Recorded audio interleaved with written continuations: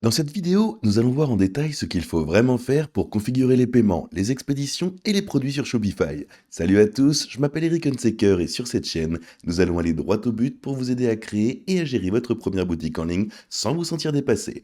Vous êtes-vous déjà demandé pourquoi certaines boutiques semblent décoller du jour au lendemain tandis que d'autres peinent à traiter leurs commandes? La réponse réside souvent dans les détails pratiques. Comment les produits sont référencés, comment les paiements sont gérés et comment les options d'expédition sont configurées. Ces éléments constituent la colonne vertébrale de toute entreprise de commerce électronique et lorsqu'ils sont correctement configurés, ils garantissent le bon fonctionnement de votre boutique et permettent à vos clients de faire leurs achats en toute confiance. Pour commencer avec Shopify, créez votre compte. La première étape de votre aventure avec Shopify consiste à créer un compte. Nous avons donc facilité la tâche et avons ajouté un lien ci-dessous dans la description qui vous permettra de vous lancer avec Shopify. Il vous suffit de cliquer sur ce lien pour accéder à cette page où vous pourrez essayer la plateforme gratuitement pendant 3 jours. Ensuite, vous ne paierez que 1 $ par mois pendant vos 3 premiers mois. Alors allons-y et commençons dès maintenant. Nous allons simplement coller notre adresse mail ici et cliquer sur suivant, puis on nous demandera de créer un mot de passe. Nous allons donc le faire et cliquer sur créer un compte Shopify. En gros, le processus normal pour s'inscrire à n'importe quel service web. À partir de là, on nous demandera d'entrer nos informations de carte de crédit et de choisir une formule. Mais nous n'avons pas besoin de le faire tout de suite. Je vais donc passer cette étape pour l'instant et pour l'instant, je vais également ignorer la configuration personnalisée pour passer directement à l'essentiel. Vous pourrez bien sûr étudier chaque étape dans le détail plus tard, mais pour l'instant, concentrons-nous sur la création. Nous avons désormais un compte Shopify et nous sommes prêts à commencer à créer notre site web. Une fois votre compte créé, vous arriverez sur le tableau de bord d'administration de Shopify. C'est votre centre de contrôle où vous pourrez ajouter des produits, personnaliser votre site et configurer les paramètres tels que les paiements et la livraison. Commençons donc par choisir un thème qui correspond à votre marque. Shopify propose à la fois des thèmes gratuits et payants et vous pouvez prévisualiser leur apparence avant de vous décider. Allons-y et faisons-le dès maintenant. Ici, sur le côté gauche, nous avons cette boutique en ligne. Cliquez dessus et nous voilà dans le thème. Cliquons donc ici pour consulter notre boutique et voici ce à quoi elle ressemble actuellement. Il s'agit du thème Down qui nous est proposé par Shopify. Il est très basique, mais il fait l'affaire. Partez du principe que ce qu'on peut faire avec ce thème pourra être fait dans la majeure partie des autres, mais l'idée pour l'instant, c'est de pouvoir se concentrer sur le contenu et le back-office. Bon, si on revient ici, on peut aller dans la section thèmes, et si on fait défiler vers le bas, on trouve ici les thèmes gratuits les plus populaires. Vous pouvez donc consulter la boutique de thèmes, et il y en a quelques-uns ici, et d'emblée, celui-ci me plaît bien. Allons-y et ajoutons ça tout de suite. Ok, maintenant, cliquons sur voir la boutique et on constate que ça ressemble beaucoup à ce qu'on avait avant. On retrouve tous les mêmes espaces réservés, mais on va voir à quoi ça pourrait ressembler avant ça. Donc pour ce faire, on va utiliser des outils de notification et de modification pour pouvoir le personnaliser un petit peu. Avec juste ça là, une fois que vous avez choisi un thème, vous pouvez utiliser l'éditeur glisser-déposer pour personnaliser la mise en page, les couleurs et les polices afin que votre site ait un style unique. À ce stade, l'objectif est de créer une vitrine épurée et intuitive qui guide les visiteurs vers vos produits, ce que ce thème et cette configuration permettent déjà de faire correctement pour l'instant.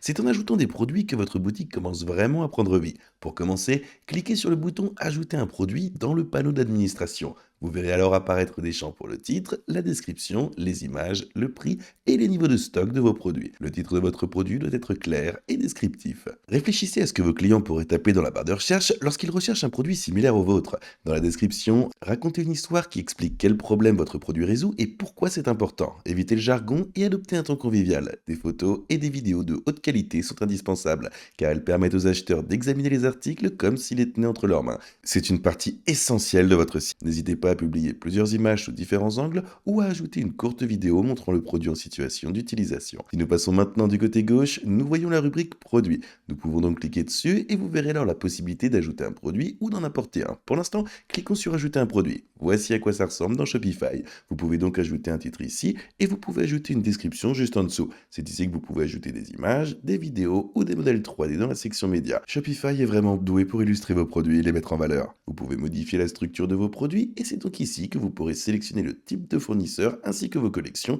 qui sont en quelque sorte les catégories pour vos produits comme des groupes d'articles et puis les catégories. Ok? C'est là que vous pourrez affiner un peu plus votre recherche. Imaginez que vous fassiez des achats sur Amazon. Pensez aux différentes catégories qui apparaissent dans la barre de recherche. C'est là que cela s'inscrirait. Donc encore une fois, l'exemple donné ici est celui d'un t-shirt à manches courtes. Sélectionnez donc vêtements ou quelque chose du genre. Vêtements, on va choisir vêtements, il s'agirait de là on pourrait parler de haut. Waouh! Ils sont vraiment dans les détails ici. Ok, on va choisir t-shirt. Et voilà, je viens juste d'ajouter ces 9 métachamps différents et maintenant on peut passer à l'ajout d'un prix. On pourrait le vendre à 29,99 $ et vous aurez plusieurs options ici.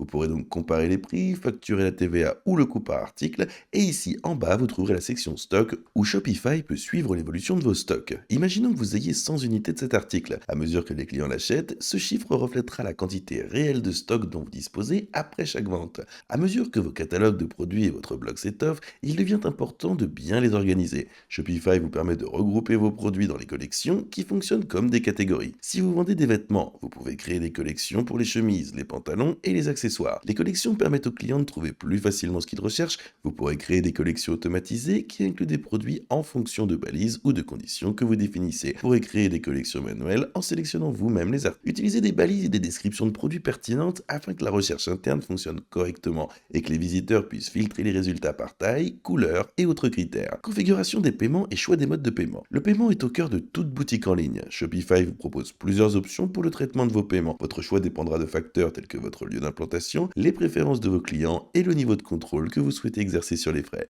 Dans la section Paiement, des paramètres d'administration, vous verrez des options recommandées telles que Shopify Payment, PayPal et d'autres passerelles de paiement tierces. Shopify fait partie des majors de la vente en ligne. Ils ont donc beaucoup de partenariats avec différents moyens de paiement. Pour commencer, cliquez sur Activer à côté du mode de paiement que vous souhaitez utiliser et suivez les instructions. Vous devrez saisir des informations sur votre entreprise, telles que votre adresse et vos numéros d'identification fiscale, et associer votre compte bancaire afin que les versements puissent être effectués. Et revenons ici à la page d'accueil. Allons dans Paramètres, puis dans Paiement. Et c'est ici que vous pourrez faire votre choix. Vous pourrez soit sélectionner Shopify Payment, soit consulter tous les autres prestataires ici. Voici donc toutes les autres options qui s'offrent à vous. Shopify Payment ou des passerelles de paiement tierces. Shopify Payment est la solution intégrée à la plateforme optimisée par Stripe. C'est facile à configurer et ça prend en charge toutes les principales cartes de crédit et de débit, ainsi que les portefeuilles numériques comme Apple Pay et Google Pay. L'un des grands avantages de Shopify Payment est que vous ne payez pas de frais de transaction supplémentaires en plus de votre abonnement. Cependant, ce service n'est disponible que dans certains pays, et si vous exercez votre activité en dehors de ces régions, vous devrez donc utiliser une passerelle de paiement tierce. Les passerelles tierces telles que PayPal ou les fournisseurs spécifiques à certains pays peuvent être activés en suivant des étapes similaires. En fait, il suffit de cliquer sur Ajouter un fournisseur, de sélectionner votre passerelle et de saisir les identifiants de votre compte.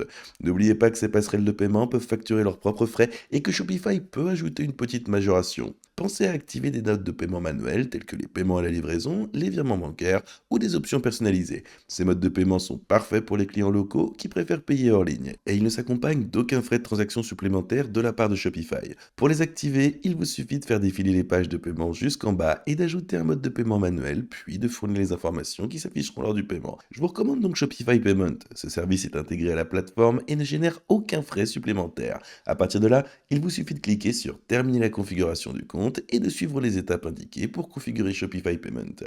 Vous pourrez ensuite saisir vos informations ici, ainsi que quelques chiffres supplémentaires pour commencer. Configuration de livraison, principe de base et stratégie.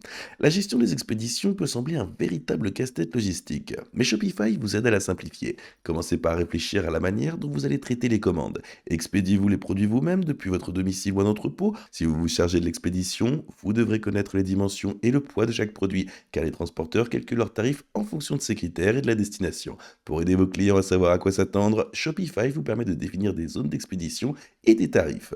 Une zone de livraison peut correspondre à un pays, à un État ou à un ensemble de régions dans lesquelles vous expédiez vos produits. Déterminez ensuite votre stratégie tarifaire. De nombreux vendeurs proposent la livraison gratuite pour encourager les achats, mais vous devez tout de même couvrir vos frais. Alors vous pouvez intégrer des frais de livraison dans le prix des produits ou fixer un montant minimum de commande pour bénéficier de la livraison gratuite. Par exemple, vous pouvez facturer des frais standards pour les commandes nationales et des frais différents pour les commandes internationales. Et si vous préférez les tarifs de transporteurs en temps réel, Shopify s'intègre aux principaux transporteurs afin que les frais d'expédition soient calculés de manière dynamique lors du paiement en fonction du poids, des dimensions et de la destination. Il vous suffit de vous assurer que ces informations sont bien renseignées dans l'administration pour chacun de vos produits et les tarifs en temps réel peuvent offrir une grande transparence aux clients, mais ils peuvent aussi provoquer un choc si les tarifs sont trop élevés. Passons donc à cette section. Voici la section expédition et livraison. C'est ici que vous pouvez créer un profil personnalisé pour définir différents tarifs ou restreindre les destinations pour certains produits. Vous pouvez donc cliquer ici et c'est le seul produit dont nous disposons pour le moment. C'est donc ici que nous pouvons modifier ces zones de livraison. Pour l'instant, nous avons la livraison nationale. La livraison express coûte 15 $, la livraison standard est gratuite pour les commandes de 70 $ et plus, et pour les commandes comprises entre 0 et 70 $, elle coûte 8 $. $48. Si nous souhaitons ajouter un tarif, nous pouvons le faire ici même. Nous pouvons utiliser un transporteur ou une application pour calculer les tarifs. Et c'est ici que vous devrez intégrer une autre solution. Par exemple, on pourrait faire apparaître automatiquement l'option UPS Second Day AM, ou alors appliquer une commission de 5% et cliquer sur Terminer. 5% de frais de traitement. Lancement et optimisation de votre boutique, personnalisation des thèmes et des pages. Une fois les options de paiement et d'expédition configurées, vous êtes presque prêt à mettre votre boutique en ligne. Mais avant cela, vérifiez bien l'aspect et la convivialité de votre boutique. Personnalisez davantage votre thème en ajoutant votre logo, en ajustant les polices et en harmonisant les couleurs avec celles de votre marque.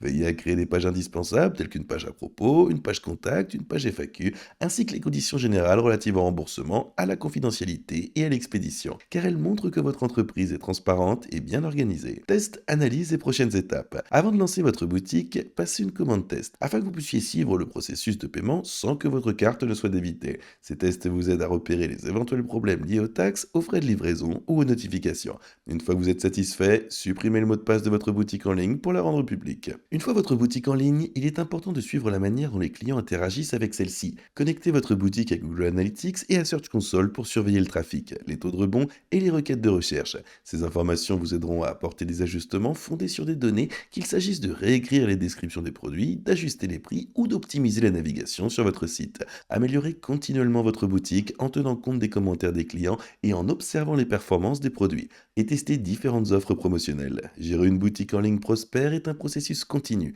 mais une fois que vos paiements, vos expéditions et vos produits sont correctement configurés, vous disposez d'une base solide. Après le lancement, place au marketing et à la croissance.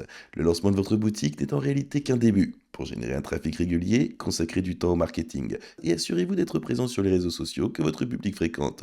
Créez du contenu qui met en valeur vos produits, des situations réelles et diffusez des publicités ciblées pour toucher les nouveaux clients. Vous pouvez également collaborer avec des influenceurs ou d'autres petites entreprises pour promouvoir vos produits de manière croisée et gagner en visibilité auprès d'un public plus large.